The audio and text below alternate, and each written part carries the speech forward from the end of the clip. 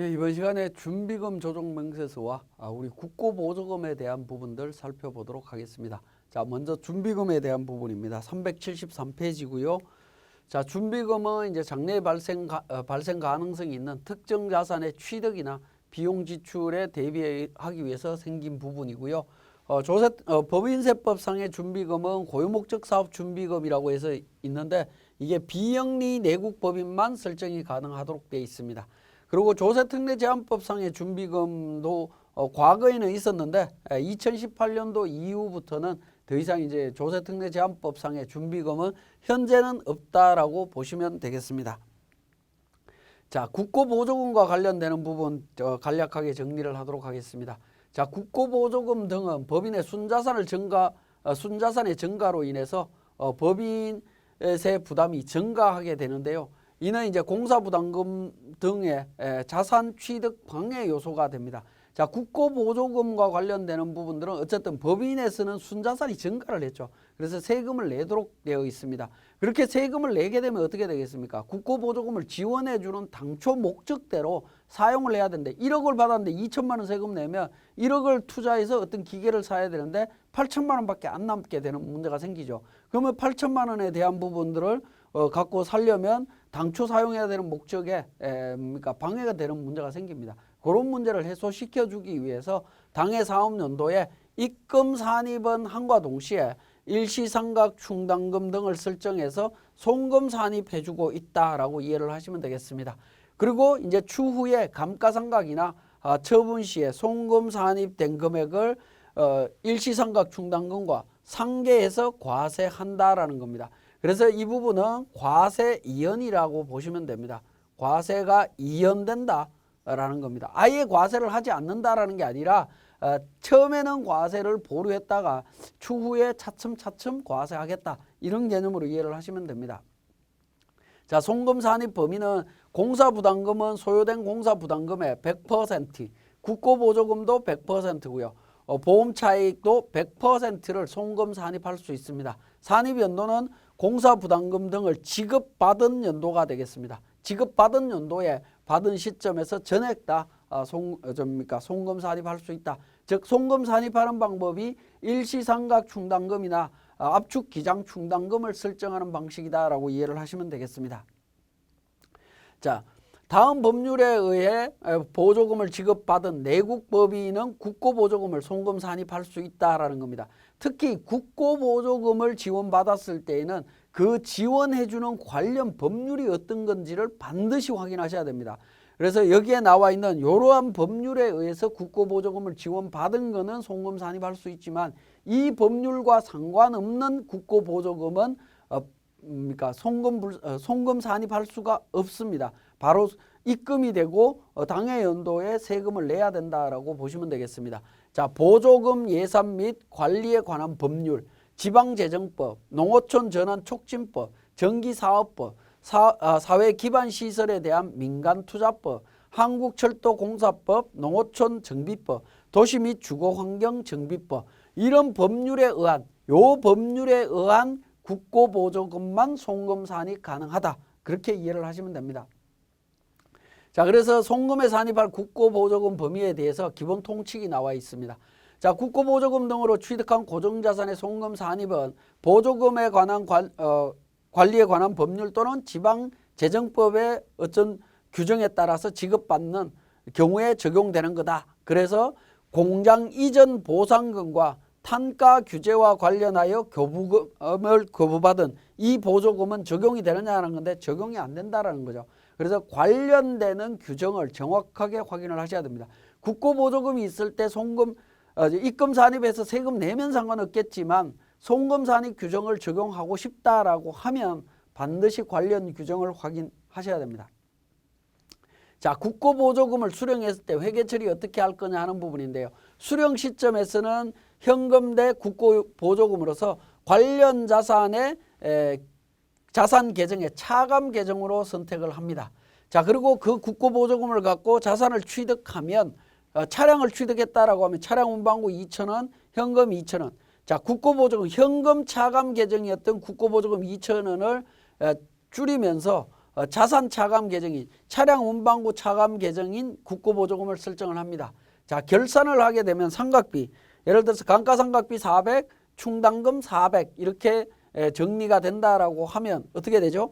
자, 국고보조금 2,000원에 대해서 적용됐던 자산 차감 계정하고 또 상계를 해야 되겠죠. 국고보조금과 감가상각비 400원을 상계하도록 되어 있고요. 매각했을 때는 관련 자산과 관련되는 국고보조금 모두를 전부 다 차감하는 방식으로 회계 처리하도록 되어 있습니다. 자, 이렇게 회계 처리했을 때 세무조정은 어떻게 되느냐 하는 부분입니다.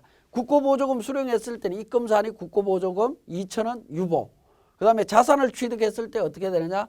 송금사니 국고보조금 2,000원 유보, 입금사니 국고보조금 2,000원 유보, 그 다음에 송금사니 일시상각 충당금 2,000원 유보 해서 두 개의 그러니까 수령과 자산 취득 시점을 보면 그러니까 그 각 사업연도 소득금에 미치는 영향은 전부 다 제로가 되죠. 결산 시점에서는 이제 일시상각 충당금하고 국고보조금하고 서로 상계하는 세무조정이 이렇게 복잡하게 일어납니다. 일어나는데 요 세무조정은 생략을 해도 되느냐 하는 부분인데 세법상에서는 세법에서 이제 예규상으로는 생략하면 안 된다라고 되어 있지만 실무적으로는 생략을 하셔도 큰 문제는 없습니다. 왜 그러냐면 전체다가 소득 처분이 유보로 되어 있죠. 유보는 사후 관리를 하는데 당해연도에 발생된 유보와 바로바로 상계가 되기 때문에 유보 관리도 큰 문제가 없기 때문에 생략을 하셔도 큰 문제는 없습니다. 생략을 해도 큰 문제가 없다라는 대전제 조건은 기업회계 기준에 따라서 회계 처리를 했다면 생략해도 됩니다. 근데 기업회계 기준에 따라서 그러니까 회계 처리를 안 했다면 생략하시면 안 됩니다. 생략하시면 안 되고요. 기업회계 기준에 따라서 정상적으로 똑같이 회계 처리했다면 생략하셔도 상관없다라는 부분입니다. 그러면 지금까지 설명드렸던 이 준비금과 국고보조금 등에 대한 부분들을 우리 세무사랑 프로를 통해서 정리를 한번 해보겠습니다. 자, 고유목적 사업 준비금 조정 명세서 관련해서 우리 세무사랑 프로 운영 방법을 살펴보겠습니다. 교재는 378페이지고요.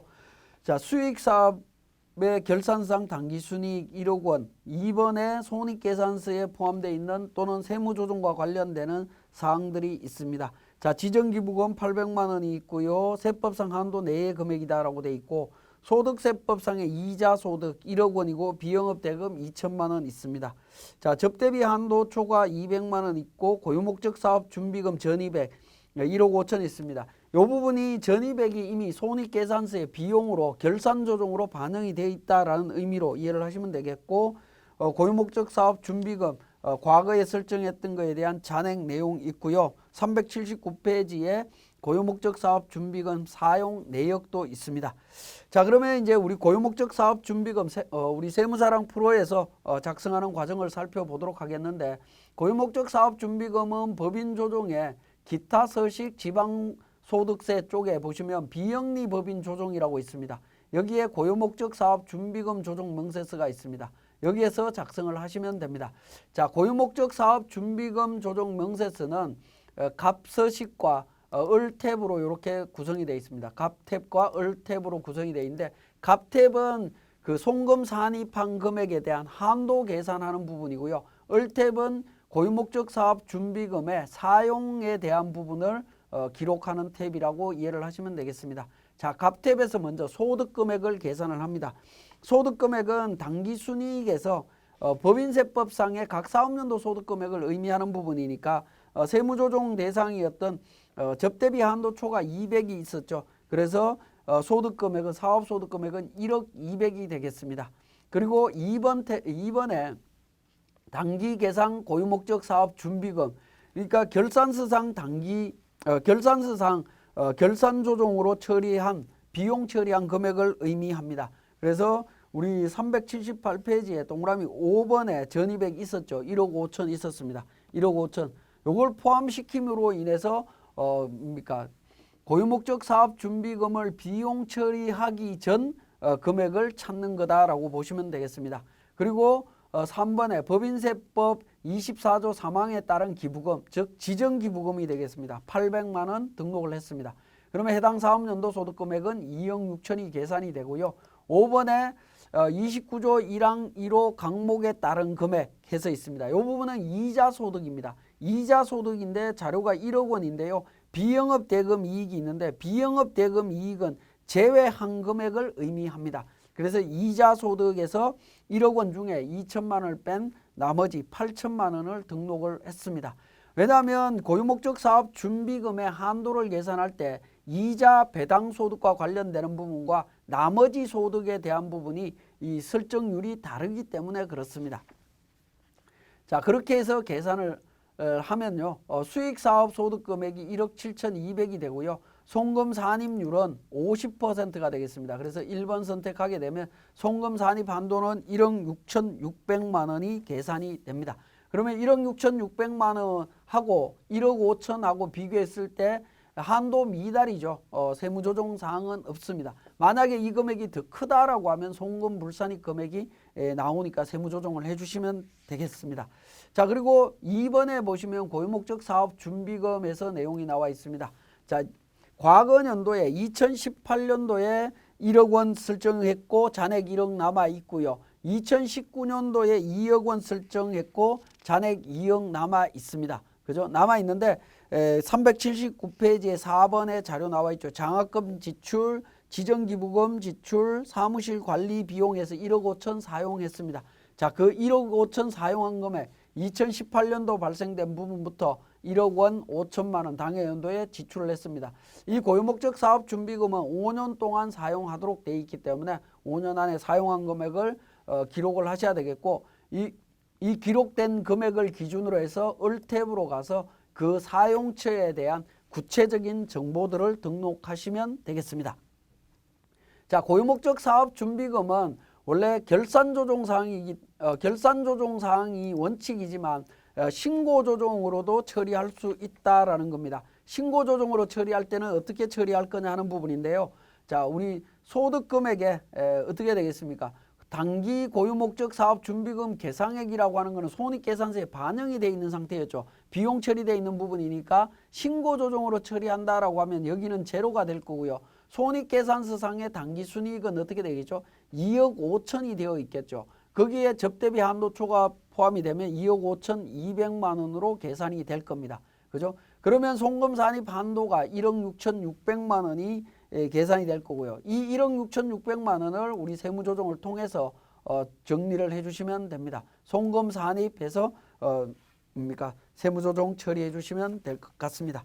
자, 그리고 우리 고유목적 사업 준비금과 관련해서 하나만 더 살펴보도록 하겠습니다. 374페이지에 제가 요 설명을 안 드렸던 것 같은데요. 원래 이제 결산조정 사항인데 위에서 세 번째 줄에 주식회사 외부 감사에 관한 법률에 의한 감사인의 회계 감사를 받는 비영리 내국법인의 경우에는 예외적으로 잉여금 처분에 의한 신고 조정을 허용하고 있습니다.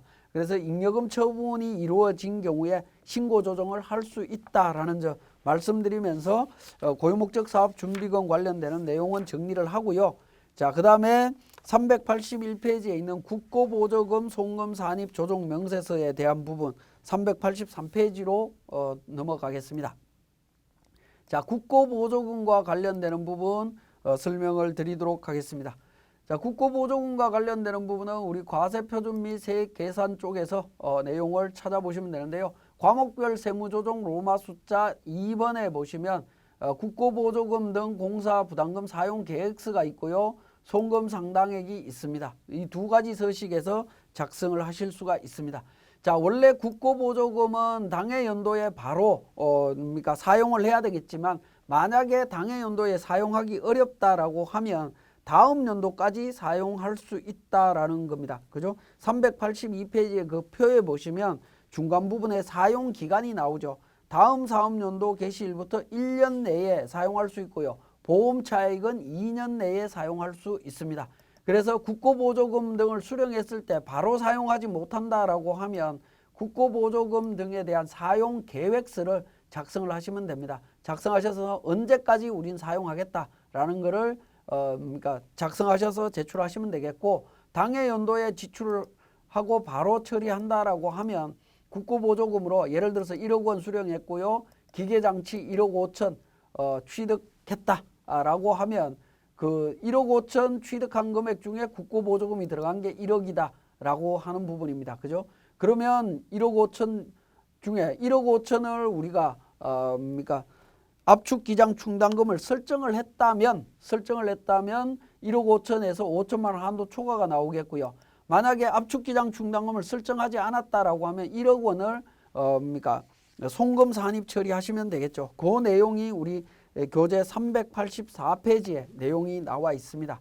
용인 한도액, 회사 계상액, 한도 초과라고 되어 있죠. 용인 한도액은 회사 계상액이 없는 경우로 신고 조정으로 송금 산입할 금액이다라는 거고요. 회사 계상액은 국고보조금을 결산 조정으로 일시상각 충당금 등으로 설정한 금액이 되겠습니다. 한도 초과는 용인 한도액보다 회사 계상액이 많을 때 그 차액을 송금 불산입 유보 처분하는 금액이 되겠습니다. 사례 1번, 2번, 3번에서 내용별로 정리를 해놨습니다. 거기에 따라서 세무조정을 하시면 되겠습니다. 자, 지금까지 준비금 조정명세서와 국고보조금 관련되는 조정명세서 작성 설명이었습니다.